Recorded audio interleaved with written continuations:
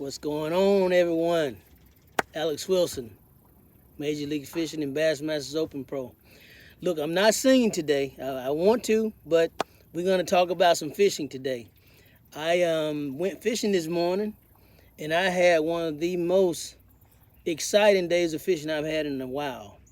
So I just wanted to come and share what I caught them on with you all, and show you guys how I fished them and what I fished them on, and where you can go get some of these lures. So I posted earlier one that was about 4.5, 5 pounds that I caught. And I caught that fish on a Picasso shock blade. So I'm gonna see if I can get this a little closer so everybody can see it. So here we go. Whoops. Okay. So this is a chatterbait,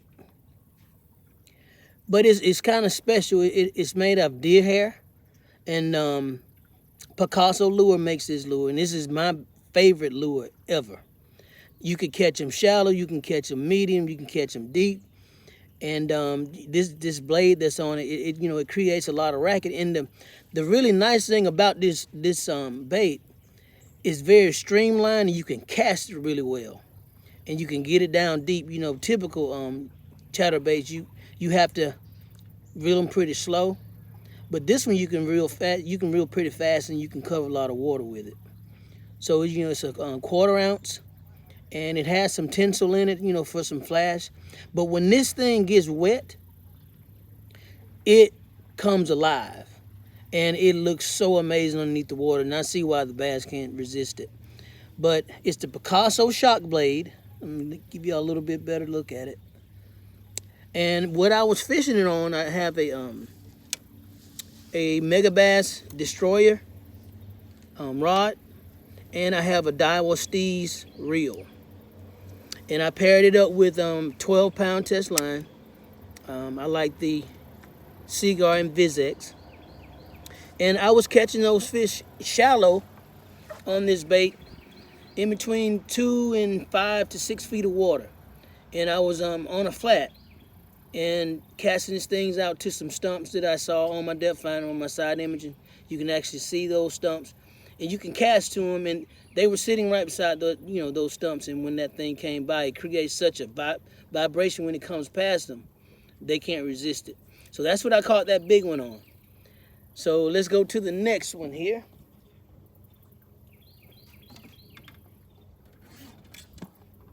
Okay, so after catching them shallow early this morning, I also grafted out a couple of points, and I saw that there was a bunch of shad there.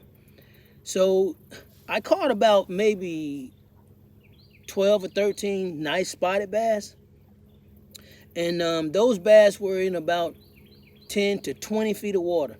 So fall time, it's a special time of year. You got bass feeding up shallow, feeding up for this coming winter, and you also have them, staging, leaving from the shallows to the deep. And you can find them, pretty much from 2 feet to 20, 30 feet of water right now. So I kind of mixed it up this morning and got out there, and I found these couple schools of fish. So what I did was, this is a Picasso shaky head, and it's a really good quality shaky head. And what it has a little titanium spring on it. Let's see if I can give you a better look at it here. So, and if you notice, the head of it is kind of flat. So when that bait hits the water, or hit the bottom on the bottom of the lake, it'll actually stand up. And paired up with this worm here, and all this is just just a straight tail worm, a reaction innovation worm. So you just take and you screw it on there like this, and you just kind of bury the hook on the inside of it. You want to bend it, and I like bringing mine out, bring the hook point out, and just kind of bending the bait back and just kind of burying it. So now you still weedless, but you don't have so much plastic for that hook to come through to penetrate that fish's mouth. So I was throwing this thing, like I said, in about 15 to 20 feet of water, and I was catching fish one after the other. It was absolutely amazing. So you just throw it out there and you let it hit the bottom and you just drag it. And basically you just want to just drag it and reel your reel handle really slow, pick up the slack and let it fall. And normally they'll just thump it, or sometimes it just feels mushy and you know that it's not on the bottom. So caught some really good fish doing that. And so I also caught them on this Daiwa Steez reel and the Megabass Destroyer. I love Destroyer and Megabass and Daiwa equipment. So I caught these on a 10-pound test line. So you could still go finesse on casting, equipment. You don't have to have spinning equipment to go finesse. And you catch so many big fish, you want to be able to, really pick up the line and set the hook. So I like using my bait caster for that too. So that was the deeper bass that I caught this morning. Caught some nice spotted bass. So those same bass that I caught that were out on on the ledges in the ends of those points, you catch them, so quickly, and for a while you catch them and they kind of get used to that worm. So just because the fish stop biting, that don't mean that they're not there and they're not still biting. So what you want to do is change up, give them something different to look at. So what I did was I picked up my Daiwa Steez, Daiwa Exist reel, paired with about 7-pound test Sunline Sniper. That's what I like, the Sniper on my spinning reel. So this is a 7-pound test line, and this is a medium action Destroyer by Megabass. So now, this is what I was catching them on when they stopped biting the worm. So just think about it. Bass, when they're schooled up together, they always want to, gang up together and feed on schools of shad.